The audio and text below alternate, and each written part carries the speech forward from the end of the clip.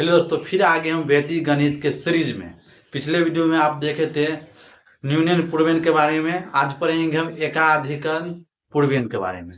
आज पढ़ेंगे हम सूत्र एकाधिकेन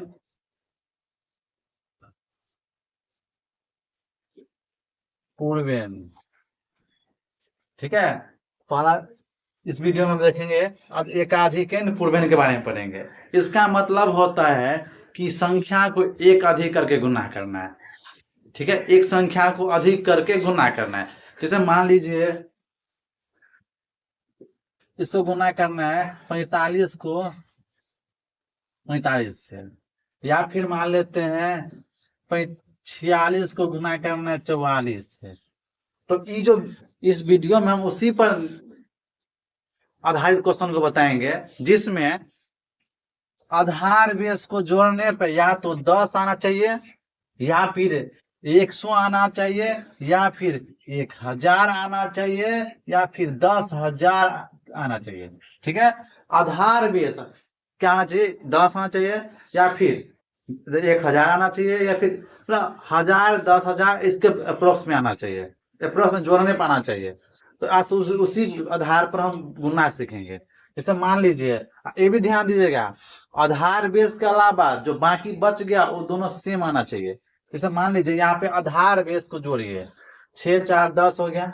अच्छा, बाकी जो बेस हो गया वो क्या हो गया? एक रंग है। ये देखिए 5 5 10 हो गया, आधार बेस 10 आ गया, बाकी हो गया क्या? 4 4। जैसे यहाँ पर मान लीजिए 202, इसको गुना करना है आपको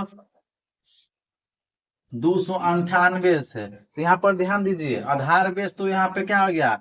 100 जोड़ने पे, लेकिन बाकी 10 संख्या क्या हो गया? सेम है। तो ऐसा कंडीशन के ही लागू होगा। तो इसमें हम शॉर्ट तरीका बताएंगे। ठीक है, बहुत इजी सरल में ही बनेगा। तो एक मिनट इसको मिटा लेते हैं।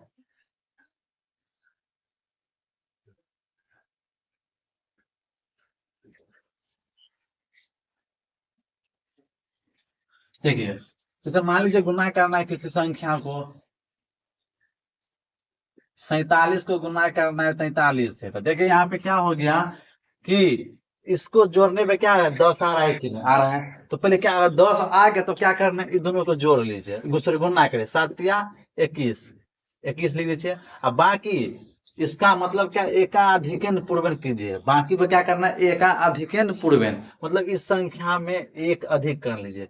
4 सबका जो 5 5 को गुना कर लिए 4 से, तो 5 4 5 20 20 आ गया। ठीक है, इस एग्जाम्पल देख लीजिए यहाँ पे, या फिर इधर भी देख लीजिए। 64 को गुना करना है 66 से, कैसे होगा? देखिए यहाँ पर जोड़ने पे कितना हो गया? 10 आ गया, बाकी जो बचा वो क्या? एक रंग है। तो क्या करना है इसको? तो आपस में गुना कर ले, 6 चौक 24 के लिए टोटल। ठीक है, अब क्या करना है? इसको एकाधिकन कीजिए। तो 6 सब 7 होगा, 7 को गुना कीजिए 6 से, 7 6 42, आपका आंसर आ गया।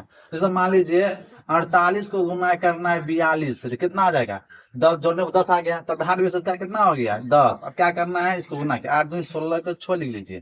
ठीक है, बाकी बचे उसको आपस में एक बढ़ा दीजिए, गुना कर दीजिए। 4 का 1 5, 5 को गुना करना है 4 से, कितना हो गया? 20, 4 5 20। आगे बहुत इजी तरह से बन जाएगा। इससे आप देखिए,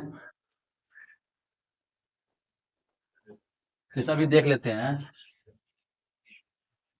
थोड़ा आप अलग क्वेश्चन देते हैं। एंड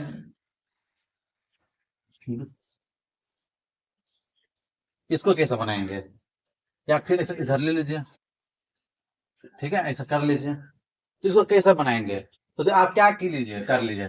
अगर 2 और 3 को जो 5 आ गया तो नहीं ना बन रहा है, 10 तो नहीं आ रहा है, तो क्या करें? देखिए 2 अंक ले लीजिए।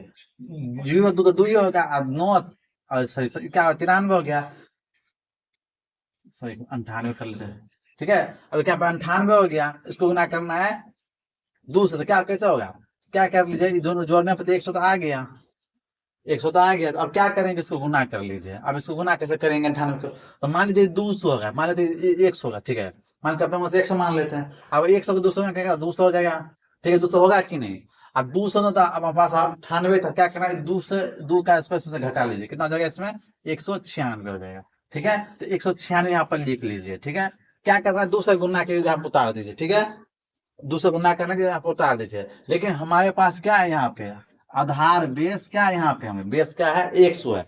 तो देखिए जितना जीरो होगा उसका दुगुना संख्या होना चाहिए। तो जीरो 2 है तो संख्या कितना, तो 4 होना चाहिए। तो संख्या में क्या 3 हो गए ना, तो नहीं है तो आगे आप अपने मन से एक जीरो लगा लीजिए। अब बाकी क्या कीजिए, इसका न्यूनतम में सॉरी एकाधिकन कर लीजिए। तो 3 का जगह आप 3 हो जाएगा, 3 का दुगुना से करें 3 दूनी 6 हो जाएगा। इसका आंसर इतना आ जाएगा।